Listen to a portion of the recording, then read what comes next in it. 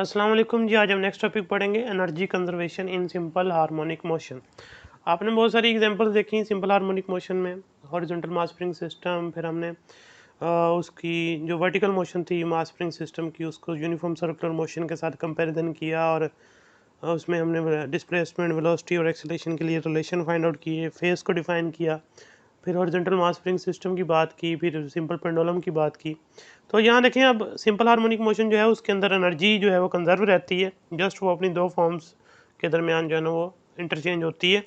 तो सबसे पहले तो यहाँ एक बात की गई, फ़र्ज़ करें एक मास है जिसको स्प्रिंग के साथ अटैच किया गया, जिसका स्प्रिंग कांस्टेंट के है, और उसको आप जो है एक्सटर्नल फोर्स के साथ उसकी इक्विलिब्रियम पोजीशन से डिस्प्लेसमेंट देते हैं, उसकी वाइब्रेशन स्टार्ट हो जाती है ड्यू टू रिस्टोरिंग फोर्स। तो अब यहाँ पर क्या है, इनिशियली आप कोई फोर्स नहीं लगाते, जब इक्विलिब्रियम पोजीशन पे होते हैं डिस्प्लेसमेंट भी ज़ीरो होता है। तो ये इनिशियली ये चीज़ें हैं, लेकिन आप फोर्स लगाते हैं अंडर हुक्स लॉ, तो आप जो फोर्स लगाएंगे वो F=kx0, जब आप उसको मीन से एक्सट्रीम तक ले आएंगे, और डिस्प्लेसमेंट जो है वो x0 के बराबर हो जाएगा फाइनली। तो अब जो फोर्स लगाई जा रही है वो एवरेज निकालना है उसका, क्योंकि स्टार्ट में ज़ीरो और बाद में उसकी वैल्यू मैक्सिमम हो गई। तो हम दोनों वैल्यूज़ को ऐड कर लें फोर्स की, और 2 पे डिवाइड कर लें, एवरेज आ जाएगा उसका। तो वो आ जाएगा जी ½ kx0। ठीक है, तो फिर डिस्प्लेसमेंट आया फोर्स की वजह से, तो वर्क हुआ। वर्क को अगर डिफाइन करें तो वो होता है F इंटू डिस्प्लेसमेंट, डिस्प्लेसमेंट हमारा x0 है। तो यहाँ वैल्यूज़ पुट करते हैं F की, ½ kx0, और साथ मल्टीप्लाई क्या होगा x0। फिर इनको मल्टीप्लाई करें तो ½ kx0²। तो ये वर्क आ गया, और ये वर्क जो है वो उस बॉडी के ऊपर किया गया, वाइब्रेटिंग बॉडी के ऊपर, और ये स्टोर हो गया एज इलास्टिक पोटेंशियल एनर्जी। तो इसको आप इलास्टिक पोटेंशियल एनर्जी के बराबर लिख देंगे। तो मैक्सिमम एनर्जी कहाँ होगी, इलास्टिक पोटेंशियल एनर्जी जो है, मैक्सिमम पोटेंशियल एनर्जी कहाँ होगी, मीन पे, एक्सट्रीम पे, या इन बिटवीन कहीं, एट एक्सट्रीम पोजीशन। क्योंकि यहाँ देखें डिस्प्लेसमेंट ये तो कांस्टेंट है, डिस्प्लेसमेंट जितना ज़्यादा होगा उतना ज़्यादा एनर्जी स्टोर होती जाएगी। तो एक्सट्रीम पोजीशन पर डिस्प्लेसमेंट मैक्सिमम होगा ऑन आइदर साइड, तो पोटेंशियल एनर्जी भी क्या हो जाएगी, मैक्सिमम होगी तब। तो आप ½ kx0 की जगह x0 ही लिख दें, उसका स्क्वायर।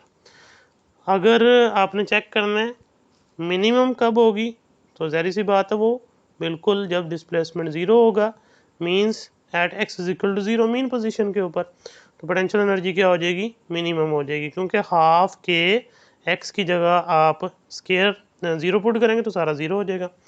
तो किसी भी इंस्टेंट पे, एट एनी इंस्टेंट, तो पोटेंशियल एनर्जी तब क्या होगी, अब देखें। तो किसी भी टाइम t के ऊपर, तो तब आप x पुट करेंगे x0 की जगह, तो पोटेंशियल एनर्जी जो आ जाएगी इंस्टेंट, तो वो आप ½ kx² कर देंगे, क्योंकि वो x0 तो नहीं होगा, कोई भी किसी भी टाइम t के ऊपर जो डिस्टेंस होगा फ्रॉम द मीन पोजीशन, उसे हम नाम देंगे ये इंस्टेंटेनियस पोटेंशियल एनर्जी है एट इंस्टेंट पोजीशन x के ऊपर। उसके बाद हम बात करते हैं काइनेटिक एनर्जी की, क्योंकि बॉडी वाइब्रेट करती है, मूव करती है, तो काइनेटिक एनर्जी तो होगी उसके पास, यानी यही इलास्टिक पोटेंशियल एनर्जी कन्वर्ट होती है जब वो मीन पोजीशन की तरफ जाती है बॉडी। तो पहले उससे हम वेलोसिटी की ही बात कर लें। तो काइनेटिक एनर्जी निकालनी है इंस्टेंट सबसे पहले, तो सबसे पहले वेलोसिटी की बात करते हैं। तो हमने जो फार्मूला ड्राइव किया था वो लिख लेते हैं यहाँ पे, x0 square root k/m 1 minus x²/x0²। ये फार्मूला हमने तब ड्राइव किया था जब हमने हॉरिजॉन्टल मास स्प्रिंग सिस्टम की कैरेक्टरिस्टिक्स को डिस्कस किया था। तो नेक्स्ट देखिए, काइनेटिक एनर्जी का जो जर्नल फार्मूला है ½ mv²।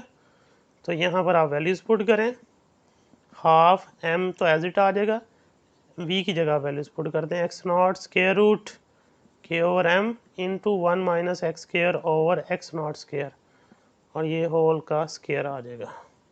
स्क्वायर यहाँ तो x0 के ऊपर तो स्क्वायर आ जाएगा, m आ गया, साथ x0 आ गया, एम आ गया और साथ एक्स नॉट स्केयर आ गया, फिर अंदर ये के square root cancel, k over m आ जाएगा और 1 minus x square over x naught square, m m से कैंसिल हो जाएगा, half k x naught square 1 minus x square over x naught square. तो ये काइनेटिक एनर्जी आ गई इंस्टेंट किसी भी टाइम टी के ऊपर, जब कोई भी इंस्टेंट पोजीशन होगी एक्स। अब हम बात करते हैं मैक्सिमम काइनेटिक एनर्जी की। तो मैक्सिमम काइनेटिक एनर्जी कहाँ होगी? एट मीन पोजीशन, वहाँ मोशन मैक्सिमम होती है। तो काइनेटिक एनर्जी जो है वो मैक्सिमम कहाँ आएगी?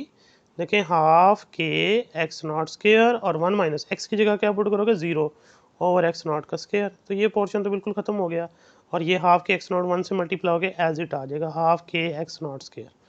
अब सर देखिए, जितनी मैक्सिमम पोटेंशियल एनर्जी थी उतनी ही काइनेटिक एनर्जी है। तो असल में हुआ क्या, पोटेंशियल एनर्जी काइनेटिक में कन्वर्ट हुई। एंड पे हम बात करते हैं फिर उस पर। तो मिनिमम काइनेटिक एनर्जी देखें आप, मिनिमम कहाँ होगी? जब वेलोसिटी बिल्कुल 0 हो जाएगी, और वो कहाँ होती है? एक्सट्रीम पोजीशन पे। तो आप चेक करें काइनेटिक एनर्जी एक्सट्रीम पोजीशन के ऊपर, यानी मिनिमम काइनेटिक एनर्जी जिसे आप कहेंगे half k x naught square 1 minus, अब आप एक्स की जगह क्या पुट करोगे? X not. तो एक्स की जगह जब एक्स नॉट पुट करोगे और उसका स्केयर नीचे भी हो, एक्स नॉट स्केयर ही है तो कैंसिल हो जाएगा, 1 माइनस 1, तो आंसर क्या आ जाएगा? 0।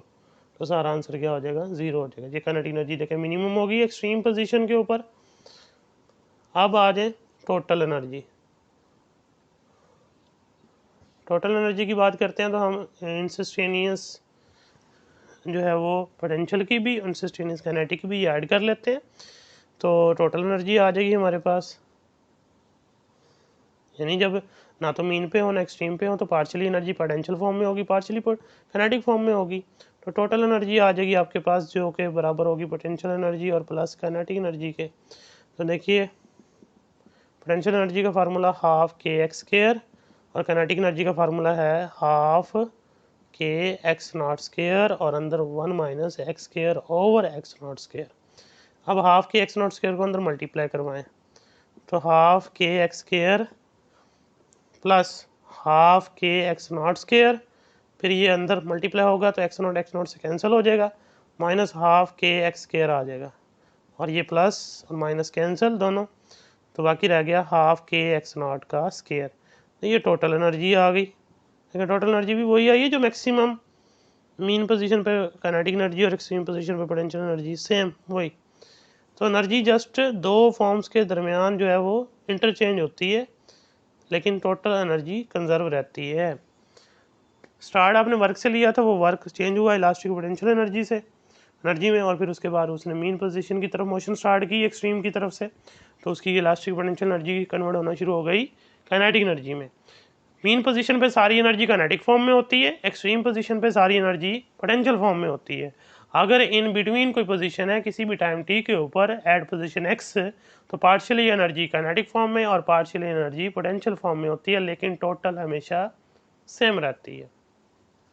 तो एनर्जी कंजर्व रहती है इन सिंपल हार्मोनिक मोशन। ये लॉन्ग क्वेश्चन है, बहुत इंपॉर्टेंट भी है। तो नेक्स्ट फिर हम देखते हैं डेफिनेशंस हैं फ्री एंड फोर्स ऑसिलेशन, वो देखते हैं।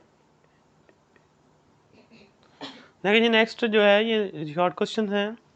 फ्री ऑसिलेशन, फोर्स ऑसिलेशन क्या होता है, इनमें डिफरेंशिएट पूछा जा सकता है। लेकिन फ्री ऑसिलेशन देखें, एक बॉडी जो है फ्री ऑसिलेशन एग्जीक्यूट करेगी जब वो अपनी नेचुरल फ्रीक्वेंसी के साथ वाइब्रेट करे without any interference of external force. जैसे एक सिंपल पेंडुलम है, आप उसको वाइब्रेशन में सेट कर देते हैं, फिर उसके बाद उसको किसी एक्सटर्नल फोर्स की ज़रूरत नहीं रहती, वो अंडर द रिस्टोरिंग फोर्स जो वो वाइब्रेट करती है एंड ड्यू टू इनर्शिया, तो हम नाम देते हैं उसको ये फ्री ऑसिलेशन एग्जीक्यूट कर रही है। The body is said to execute free oscillation if it oscillates with its natural frequency without the interference of external force. और example है, a simple pendulum vibrates freely with its natural frequency when there is no external force and its frequency depends only upon the length of the pendulum. Length change करेंगे तो ही frequency change होगी, otherwise वो किसी और चीज़ पे dependent नहीं होगी। Force oscillation क्या होगी? ऐसी ऑसिलेशंस जो किसी कॉन्टीन्यूसली एक्सटर्नल फोर्स के अंडर जो है वो परफॉर्म की जा रही हूँ, उसे हम फोर्स ऑसिलेशन कहते हैं। यानी जब तक वो फोर्स मौजूद हो तब तक वो बॉडी वाइब्रेट कर सके, अदरवाइज ड्रिवन फोर्स ना हो तो वो वाइब्रेट ना करे।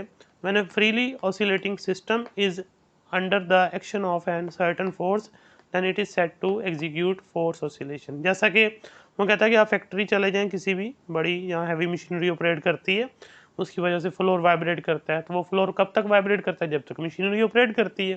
तो ये फोर्स ऑसिलेशन है। The vibration of A factory floor caused by the running of the heavy machinery is an example of force oscillation. तो ड्रिवन हार्मोनिक ऑसिलेटर ये क्या होता है? देखिए, एक फिजिकल सिस्टम जब किसी फोर्स वाइब्रेशन के अंडर जाता है तो हम इसे ड्रिवन हार्मोनिक ऑसिलेटर कहते हैं कि वो विदाउट फोर्स वो वाइब्रेट नहीं कर पाता एक पर्टिकुलर फ्रिक्वेंसी के ऊपर, तो हम इसे ड्रिवन हार्मोनिक ऑसिलेटर कहते हैं। यानी इसके लिए आपको एक एक्सटर्नल फोर्स की ज़रूरत होती है जो इसको वाइब्रेट करवाती है कॉन्टिन्यूसली। तो ये शॉर्ट क्वेश्चन में इनका डिफरेंस पूछा जा सकता है, तो ये याद रखना है। नेक्स्ट फिर आपका लास्ट टॉपिक होगा रेजोनेंस और उसकी एप्लीकेशंस होंगी, वो देखेंगे। अगर इसमें कोई बात ना समझ आए तो पूछ लीजिएगा। अल्लाह हाफिज़।